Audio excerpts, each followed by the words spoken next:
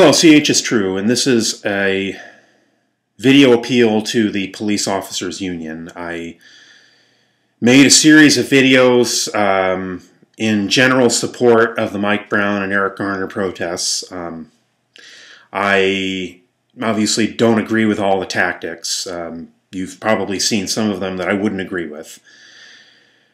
But that aside, I'm making this video in response to the latest statements on the part of various officers in the police union that Mayor de Blasio has blood on his hands, and the turning of the back, and also the general belief that the protesters are an oppositional force. And so I'm going to make this a video to address you gentlemen, and most of the people watching this are probably gentlemen, so I'm going to address you man to man, union man to union man.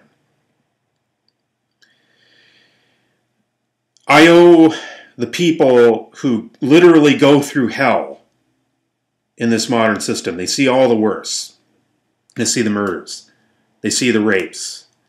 They see the perversions. They see everything that's the underside of our civilization, of our world, of how we live. And I owe those people the respect of getting up every day and doing that job.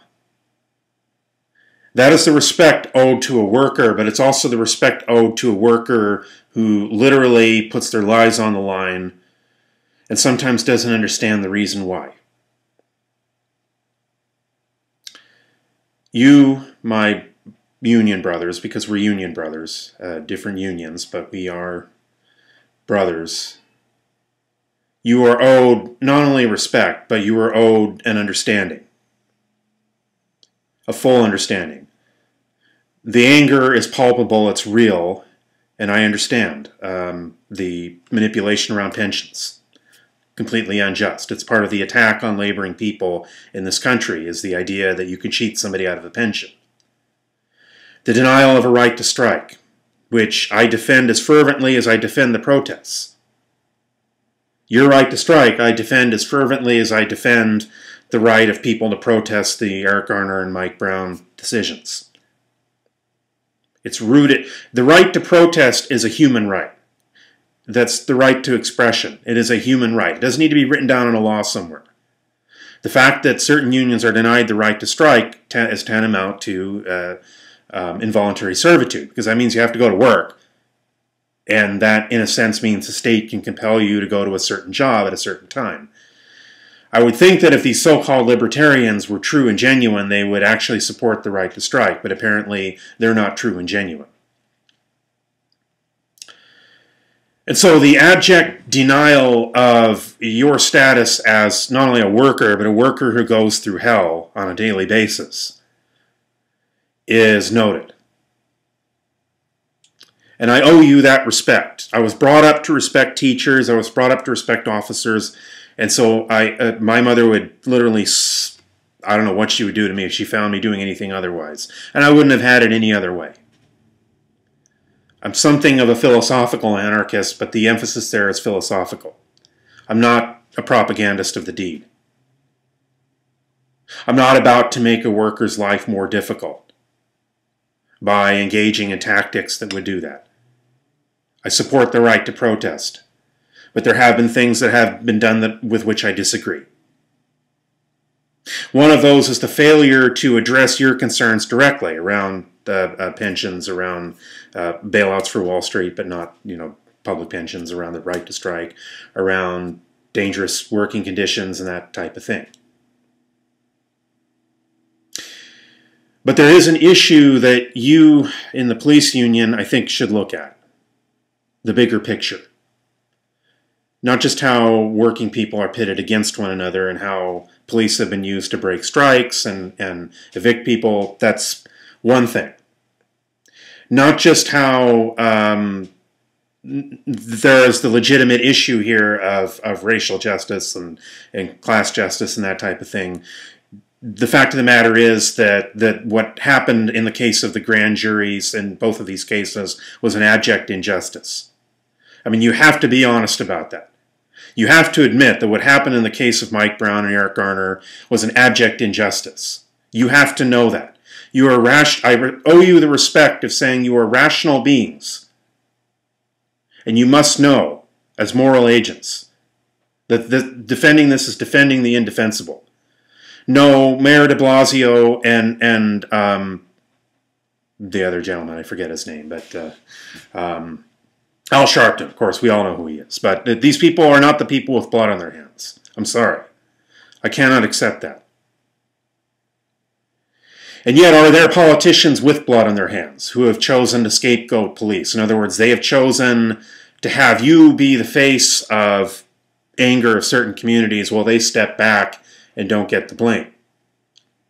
And to answer that, one has to go back to even before 9/11, when the police began to become militarized. And you know what happens when a community becomes militarized? Is they become regimented. They become unable to break out of the mold. Power becomes centralized. One has the emergence of a federal police force.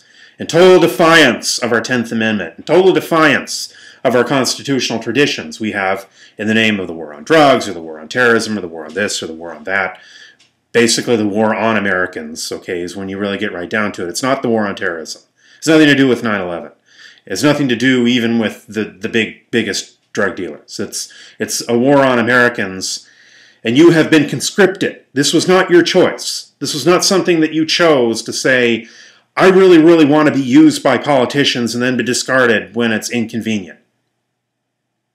I really, really, really want to have officers dead in the line of duty and then have the pensions to their widows be manipulated as far as how much is paid out. I really, really want more money going to pay for wars and less money to go to pay for human needs. These were not things that you chose. But did you really stand up against it? Did you stand up when it could have been counted? Because as it is, the very people who've been pushing these things are now stepping back and allowing the police union and the police to take the heat. It's all about the police. It's not about the bigger issue here. And what's the bigger issue? But you've been more or less forced into a position where there have to be a certain number of stops and frisks. There have to be a certain number of arrests. There have to be a certain number of this and a certain number of tickets and a certain number of that. This was something that you didn't ask for, and I understand that. But the question is, did you, in particularly those of you active in the police union, stand up against the over-reliance on prisons and the cuts to education? Did you stand up against militarization? Whenever something is militarized, when a soldier falls, there's not a lot of accountability. They are considered expendable. I mean, I hate to tell you this, but the more the police merge with the military, the more the bad aspects of the military are going to befall you. I mean, again, I owe you man to man the truth. I understand you walk through hell every day and you want armor and tanks and everything. I mean, that's like a kid in a candy store, right? I mean, I would want that. I understand that. But these come with a price tag. They come with something attached to them. The more money spent on that, well, I guess it's given to you, more or less. So you got to be suspicious of anything given to you.